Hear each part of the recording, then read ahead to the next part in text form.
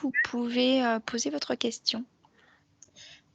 Bonjour, merci beaucoup pour les Bonjour. explications. Moi, j'ai les questions et réponses. Ça me met désolée, nous n'avons pas pu connecter cette application et je voulais. C'était une question pour Bastia que je voulais. Ah zut. Eh ben, si vous voulez, vous passez dans avec l'autre lien. Et l'autre lien, vous nous l'avez envoyé par mail? Oui. Ok. Il est là, il est également dans la zone d'échange. Vous le voyez pas? Moi, dans le QNR, là, ça, j'ai pas accès. Ah zut.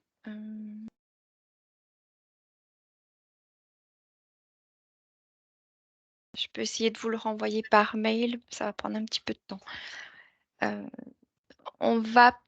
Est-ce que je sais pas si quelqu'un peut le faire, Karine, si tu trouves l'adresse mail de Madame Grubesi, éventuellement. Merci. Je vais envoyer la question par mail, du coup, donc à l'adresse Nouvelle-Aquitaine, Antilles. Alors, parmi les autres personnes qui souhaitaient poser une question, on a Géraldine Barbosa. Bonjour Géraldine, tu peux ouvrir ton micro. C'est bon, vous m'entendez? Oui. Oui, bonjour. Moi, j'avais une question par rapport. Donc, j'ai compris qu'Optim était interfacé à DXCare pour envoyer donc, les informations de pause dans le dossier patient informatisé. Et justement, je voulais savoir, comme tout se fait automatiquement suite au scan des infirmières, comment vous pouvez exercer un contrôle? Parce que c'est vrai que souvent en salle, il y a des ratés, il y a des choses qu'on reprend après coup. Et comment, dans une version un peu automatisée, vous pouvez corriger ce qui est tracé en salle? Alors en fait, je vais employer l'image d'un film qui a eu un fort succès en France, Pas de bras, pas de chocolat. Donc en fait, je pense à un film avec Omar Sy qui dit pas de bras, pas de chocolat. Donc en fait, nous, ce qu'on met l'accent surtout, c'est la formation des circulantes en salle. On met surtout de l'énergie là-dessus en disant qu'effectivement, tout ce qu'elle trace, si elle ne le trace pas pour l'intervention suivante, le chirurgien n'aura pas son implant et il sera en train de crier, pas auprès de la chef de bloc ni auprès du pharmacien, mais auprès de l'infirmière qui était en salle le jour J et qui a oublié de scanner l'implant. Donc en fait, on fait pas mal de prévention, de formation avec les infirmières. Et ensuite, quand elles clôturent leur intervention, elles récupèrent l'ordonnance qui est souvent conservée papier par le chirurgien, entre guillemets à l'ancienne, et elle check sur cette ordonnance que tout ce qu'elle a tracé en salle est bien sorti. Et Et dans ensuite, l'autre, pour s'assurer. Pardon? pardon, j'allais demander, et dans l'autre sens, justement, c'est elle-même qui trace les échecs de pause. Si vous voulez retirer Non, quelque chose qui a non. déjà été scanné, comment ça se passe? Non, non, les échecs de pause, en fait, on les a aussi on a fait un circuit des échecs de pause à part. Elle nous garde l'implant qui est enfin la boîte de l'implant qui est en échec de pause, l'étiquette patient, et elles nous le mettent surtout pas dans Optim OPM, sinon vous allez vous retrouver avec 2 fémurs au lieu d'un, et donc ça va poser un souci à la facturation. Donc par contre, elle passe, on a une bannette tout simplement située en plein milieu du bloc opératoire où on retrouve les 2 échecs de pause quotidiens que nous génère le bloc chaque jour, et c'est la pharmacie qui les traite, puisqu'en fait c'est d'autant plus, c'est la pharmacie qui sait si c'est à renouveler à facturer ou à renouveler ne pas facturer. Et vous avez également les échecs de pause des prêts temporaires, où là on triche entre guillemets, on fait une entrée en stock et une sortie tout de suite avec un retour fournisseur échec de pause. D'accord. Ça n'arrive pas qu'elle l'ait déjà scanné comme attribué au patient et en fait, il y a un problème et finalement, il n'est pas posé? Alors à ce moment-là, souvent, soit ils nous appellent parce qu'il y a un petit bug qui apparaît sur le système informatique, soit effectivement, au niveau d'Optim OPM, elles peuvent modifier, même quand l'intervention est finie, entre guillemets, si elles sont allées trop vite, elles peuvent revenir sur l'intervention, elles rappellent en fait le code séjour du patient, elles font modification intervention, et là, elles sortent le DMI qu'elle aurait tracé de trop. Ok, merci. Et nous, on le voit surtout aussi au niveau du double contrôle et commande. En fait, on le voit dès qu'on a 2 fémurs au lieu d'un sur une prothèse de genou, on voit qu'elle a scanné trop vite. Et pareil, si on a des soucis de lecture de code à barre sur les numéros de lot, ce qui arrive, nous, on bloque les commandes, on ne les envoie pas. On régularise avec l'infirmière, on régularise avec la salle, et ensuite seulement on clôture l'intervention proprement, et ensuite seulement on envoie les commandes. Mais du coup, ce qui est transféré dans DXCare dans le dossier patient, c'est recorrigé ou pas? Parce qu'en termes de C'est traçage recorrigé sanitaire, en automatique. d'accord, ça C'est se recorrige recorrigé en automatiquement. automatique. C'est ça que je Ouais, demandais. ça se réécrase.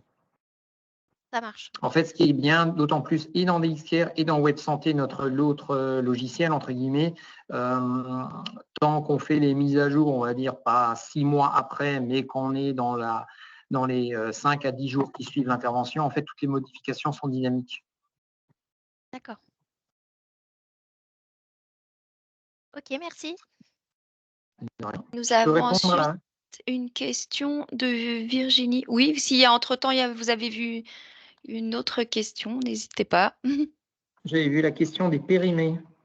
Donc, en fait, ce qui est bien d'Optime, comme on trace toutes nos entrées de dépôt ou d'achat, les périmés, en fait, c'est automatique. On a un lien rapide dans le menu d'entrée qui clique élément périmé, et il sort tous les périmés à 30 jours. Donc, en fait, cette liste, on l'édite d'une manière quotidienne, et on envoie nos 2 préparatrices en pharmacie au niveau des salles 1 à 21 chercher les périmés, et elles les redescendent en automatique à la pharmacie.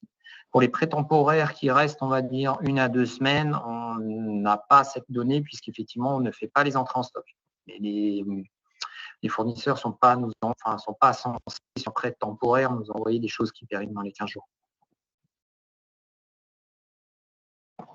Alors, quelqu'un indiquait que dans son établissement, le double contrôle intercepte une erreur de traçabilité en salle par jour. Je ne sais pas si vous avez ce type de données pour comparer. Si, parce qu'en fait, en termes de traçage informatique, on retrouve les erreurs, on retrouve les manquants en faisant des inventaires périodiques. On ne peut pas inventorier effectivement. Je crois qu'en dépôt, je dois avoir de l'ordre de 3 ou 4 millions d'euros en dépôt. Je ne peux pas les inventorier tous les jours, mais on les inventorie d'une manière quotidienne, donc, en fait, avec nos fournisseurs, et on fait toujours un double contrôle sur la fin de l'inventaire. Ok, donc on va en venir à la question orale de Virginie, si vous voulez activer votre micro pour la poser. Oui, bonjour, excusez-moi. Donc, dans le circuit des DMI, j'ai compris qu'il n'y a pas d'étape à proprement parler de distribution ou de dispensation auprès du service. C'est quand vous faites la réception dans Optime. Ouais, d'accord. Non, on est géré hors stock PUI. Ok, très bien. À une Merci. exception près, parce qu'il y a toujours des exceptions. On est en France, on aime bien les exceptions. C'est les implants monofocaux en ophtalmo. On a un peu de stock en pharmacie. Et dans ces cas-là, vous faites une étape de dispensation auprès des blocs opératoires? On a une dispensation pharmaceutique qui a lieu tous les jours pour les programmes d'ophtalmo, tout à fait, qu'on prépare à la pharmacie et qu'on dispense au bloc opératoire. Via Optime? Via Optime. Ok, très bien. Merci. Vous avez une autre question de Madame Ré, Isabelle. Bonsoir, merci de prendre ma question. En fait, Claudie tout à l'heure l'a relayé parce que je n'arrivais pas à écrire dans questions-réponses. J'aurais voulu avoir une petite précision par rapport aux informations de traçabilité suite à la pose des DMI dans la lettre de liaison à la sortie qu'a priori vous faites générer dans DXCare. Est-ce que vous utilisez des champs de fusion concernant la traçabilité du DMI qui vient d'Optime pour l'intégrer à la lettre de liaison dans DXCare? Parce qu'il y a le PDF de la carte d'implant proprement dite, donc ça j'ai bien compris que vous l'intégrez. Mais il y avait aussi potentiellement une question, Claudine devait chercher des précisions réglementaires à ce sujet, de faire remonter dans la lettre de liaison à la sortie, donc en sortie d'hospitalisation, les informations de tout ce qui est concerné l'implant pour le patient. En Donc, fait, comment c'est vous une faites, coche. C'est une coche dans DXCare sur la lettre de liaison, il y a des coches. Avec le statut infectieux aussi, BMR, repose d'un DMI, oui, non, et en fait, c'est des coches automatiques. les coches automatiques que transmettre Optime, c'est ça, a priori? En fait, DXCare remarque qu'il y a une ordonnance dans OPM, et donc, mais juste une coche, en fait, c'est une coche dans la lettre de liaison, il y a juste marqué pose d'un DMI, oui, non. D'accord, c'est pas, il n'y a pas toutes les infos de traçabilité ne sont pas dans la lettre de liaison. D'accord. Non. Okay. Non. Très bien. Merci pour cette précision importante. Une autre question de monsieur ou madame Rialan. Oui, bonjour Laure Rialan. Dans Optime, est-ce que vous pouvez anticiper l'implant, l'ordonnance d'implant à l'avance, avant l'intervention, pour justement préparer la commande? Alors en fait, tout dépend dans quel cas on se trouve. Si on utilise un dépôt-vente en orthopédie, il n'y a aucune anticipation puisqu'en fait, on pousse l'armoire, j'ai n'importe quoi, hein, d'une persona côté droit. Et en fait, l'ordonnance sera générée que quand l'intervention sera clôturée. Par contre, ce qu'on fait en ophtalmologie ou en chiresthétique, c'est la pharmacie qui commande tous les temporaires d'implants en ophtalmo ou le prétemporaire des implants mammaires. Et en fait, on se la demande d'admission. Si je prends une intervention d'implant mammaire, on va commander 2 ou 3 références, 2 unités de chaque référence. La pause est faite et en fait, c'est quand l'infirmière clôture l'intervention que l'ordonnance est générée. C'est ça. Donc, dans Optime, vous n'avez pas à en anticiper le besoin du monofocal ou de l'implant mammaire? Non, non. OK. Par contre, si on pose une série de monofocaux, on fait des commandes groupées. Pour les monofocaux, on utilise, comme on est un achat pour les monofocaux, on utilise Optime pour l'achat. Donc, on commande notre série effectivement en fonction des programmes opératoires qui arrivent, en fonction des besoins, on commande en anticipé. On a les programmes ophtalmo, grosso modo, 5 jours avant la date. C'est ça, mais ils sont rentrés via Optime? En fait, nous, on saisit Oui. via planning.net qui bascule dans Optime, mais c'est comment utiliser l'info de l'implant qui va être posé. En fait, nous, on utilise le programme opératoire du chiro-ophtalmo qui détaille pour chaque patient l'implant attendu ainsi que la dioptrie. Ouais. On a d'autres éléments tels que les consultations à J+1, on a d'autres informations concernant nos patients. Et en fait, on cumule les ophtalmo 5 jours avant. Donc là, aujourd'hui, on est mardi. Donc là, grosso modo, on a déjà passé les commandes pour lundi de la semaine prochaine. D'accord. On cumule, on a 5 ophtalmo par jour. Donc, un peu de cataracte par programme. Donc, ça fait une 40-50 implants à commander. Ouais, et on c'est commande ça. une. Après, vous D'accord, avez mais toujours les prix qui sortent. Hein. Vous faites la gamme entre 18 et 25, c'est toujours à peu près les mêmes qui sortent. Et on a limité aussi le champ des référencements. On n'a pas référencé les 15 labos qui fournissent des monofocaux sur le marché. On a mis 2 labos préférentiels et puis on a un 3e et un 4e en secours au cas où. D'accord. OK, merci. Il n'y a pas d'autres mains levées pour l'instant, mais il y a une question écrite. Dans Optime, pouvez-vous anticiper la demande ordonnance de l'implant afin d'anticiper les commandes fournisseurs ou vérifier les stocks? Oui, c'est la conversation qu'on a eue avant. Effectivement, les demandes d'implants, on les anticipe toujours via nos demandes d'admission ou via nos programmes opératoires en avance. Effectivement, ça nous permet de passer les commandes et donc de vérifier les stocks. On tient compte aussi voilà, du taux de rotation de chaque, pour les dispositifs co-stériles utilisés en cardiologie ou en radiologie interventionnelle. On tient compte effectivement de la couverture de stock qu'on a pour déclencher ou pas certaines commandes de DMS.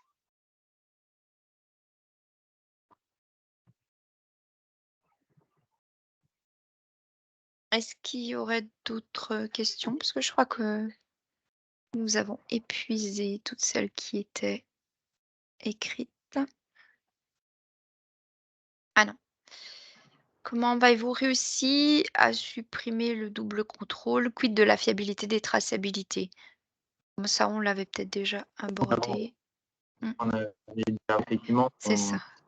on met l'accent sur la formation des IDE, on a responsabilisé nos IDE penseuses. Alors, je ne dis pas que le monde est parfait. Hein. On a aussi des IDE qui viennent de l'intérim, mais quand les IDE d'intérim sont là, on sait en général qu'elles ne sont pas aussi expérimentées que IDE qui seraient dans la clinique depuis 5 ans. Donc, effectivement, on sait déjà qu'il faut repasser entre guillemets derrière elle, vérifier qu'elle a bien tout tracé.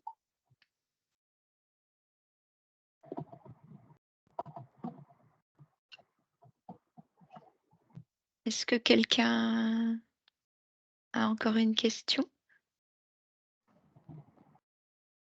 Ah oui, il y a une main qui vient de se lever.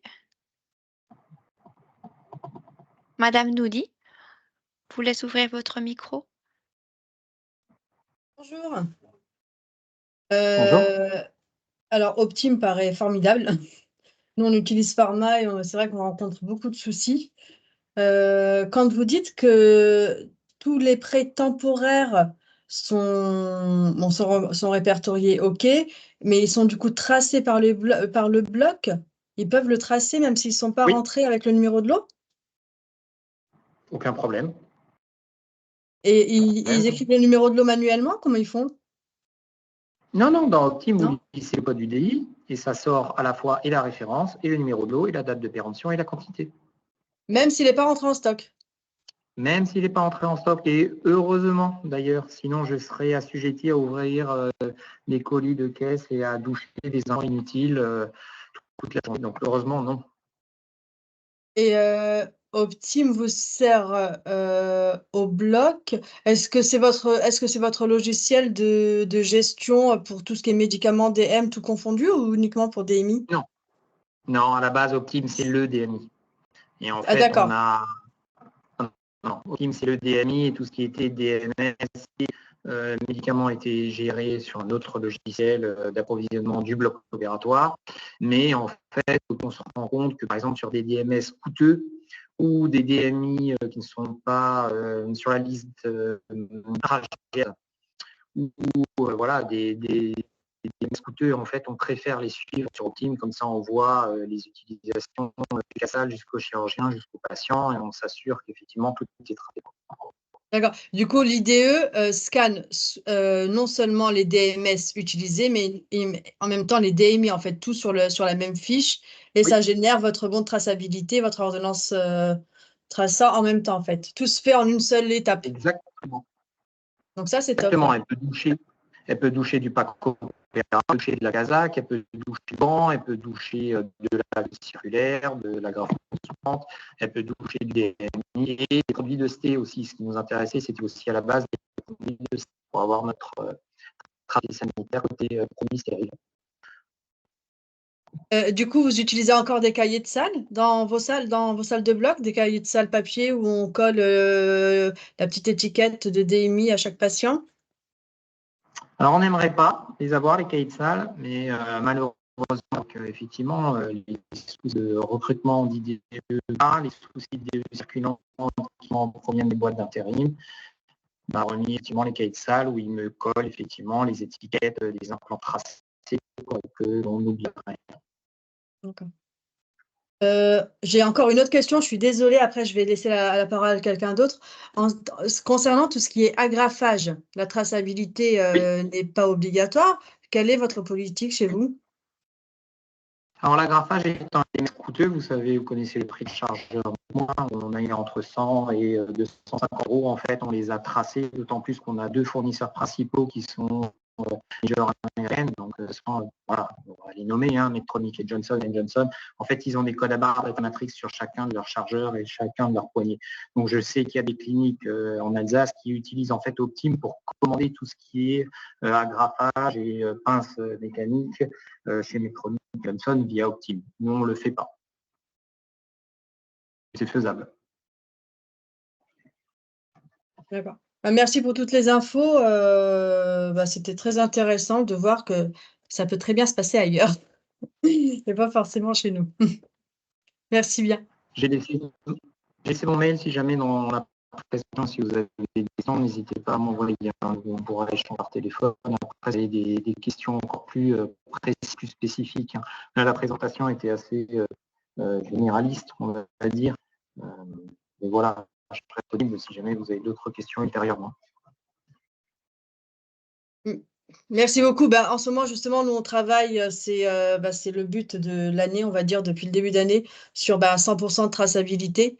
On a beaucoup de mal à ce que les traçabilités se fassent au chevet du patient, au bloc, en salle. On se retrouve tous les jours avec 50 bons de pause à tracer, nous. Donc, il y a une prépa qui s'en occupe, mais du coup, c'est une perte de temps énorme pour nous, une perte de temps parce qu'on a autre chose à faire et parce que les équipes sont censées le faire tout de suite. Et beaucoup d'oublis, beaucoup d'erreurs. Donc, c'est un sujet qui a été repris, enfin, qui est repris en main, justement, actuellement. Et c'est vrai que là, la formation, enfin, ces petits webinaires tombent parfaitement. C'est vraiment le bon moment et on se rend compte, enfin, je me rends compte du coup que notre logiciel n'est peut-être pas forcément le mieux adapté. Après, à comparer avec d'autres personnes qui utiliseraient le même. Merci beaucoup. J'ai vu une question pour les implants non stériles.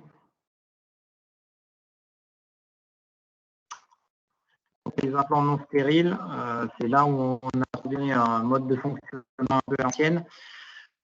On travaille, on a beaucoup de pneumologie, on a un centre de la main, donc on a des plaques et des vis tous les jours. Donc, on a essayé de trouver des plaques qui étaient fournies en version stérile, en emballage individuel pour effectivement les tracer au mieux, mais en fait, on n'a pas toujours ces fournisseurs. Et donc, on a créé des cahiers en fait à l'ancienne où on a des pages de code pour chaque plaque et chaque vis. Donc, en fait, on a essayé de faire ça d'une manière assez didactique. On a appris notamment en photo les plaques LPS ou les plaques Alliance No Clip, ainsi que les vis photos pour les mettre en couleur entre guillemets. Et ensuite, vous avez chaque taille un code à barre. Donc en fait, l'IDE de salle, lorsqu'elle part chercher contenant plaques et vis, ramène également le catalogue. Hein, c'est un catalogue de produits et nous scanne directement dans ce catalogue les vis posées. Alors certes, on ne peut pas avoir le numéro de lot et la date d'opération, il n'y en a pas forcément, mais on arrive à scanner au moins vis et plaques pour ensuite assurer la traçabilité sanitaire et surtout la traçabilité financière, le renouvellement de ces plaques et de ces vis. Donc en fait, le dernier centre converti, c'était le centre de la main, où effectivement on avait l'habitude où ils écrivaient les plaques et les vis sur un champ de table, ils mettaient une plaque effectivement, plus 2 vis 12, plus 2 vis 14, ça passait par le cadre du centre de la main, puis ça revenait à la pharmacie qui générait, qui travaillait là-dessus, mais on a réussi à les convertir non sans mal en 2015 ou en 2016, je ne sais plus, il faudrait que je redemande, mais en tout cas en arrivant effectivement sur ENA en 2010, les IDE ont été convertis à utiliser des cahiers de traçage. Donc, comme dit, ces cahiers de traçat reprennent du côté gauche, vous avez la référence, la vis, la longueur, etc., la caractéristique de la vis, et côté droit, le code à barre correspondant. Et en fait, l'IDE douche ce code à barre.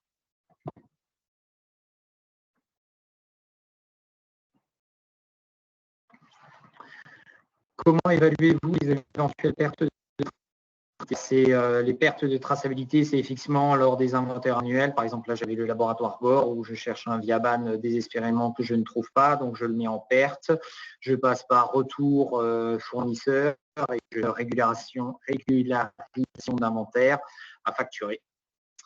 Les inventaires sont forcément annuels, au moins une fois par an par les labos, mais mes gros labos type Zimmer, type Medacta, c'est trimestriel ou au pire semestriel, pour effectivement corriger les écarts les plus fréquents. Les laboratoires avec lesquels on travaille peu viennent une fois par an.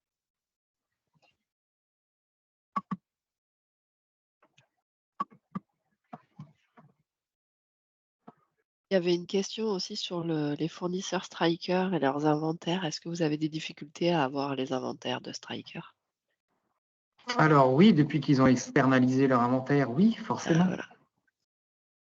Oui, c'est une catastrophe. Et Zimmer Biomet aussi m'a annoncé là qu'ils externalisaient leur inventaire. Donc, avant, c'était simple, c'était rapide. On avait une liste, on va dire, d'une dizaine de produits sur 2000 inventoriés. Et puis là, ça devient un peu plus compliqué parce que la personne change tout le temps, ne connaît pas les spécificités de la clinique. Donc, on est obligé de mettre des ETP pour l'encadrer et pour l'accompagner.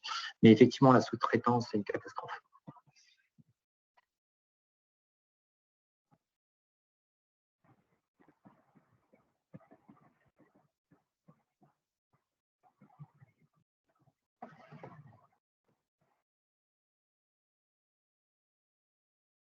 Micro, Virginie. Oui, ça y est, pardon. Je vois qu'on est arrivé à la fin de toutes les questions. Merci beaucoup. Désolée, j'avais pas vu que mon micro était coupé. J'ai dû vouloir intervenir, mais c'était pas possible. Merci beaucoup à monsieur Dietrich d'avoir répondu aux questions.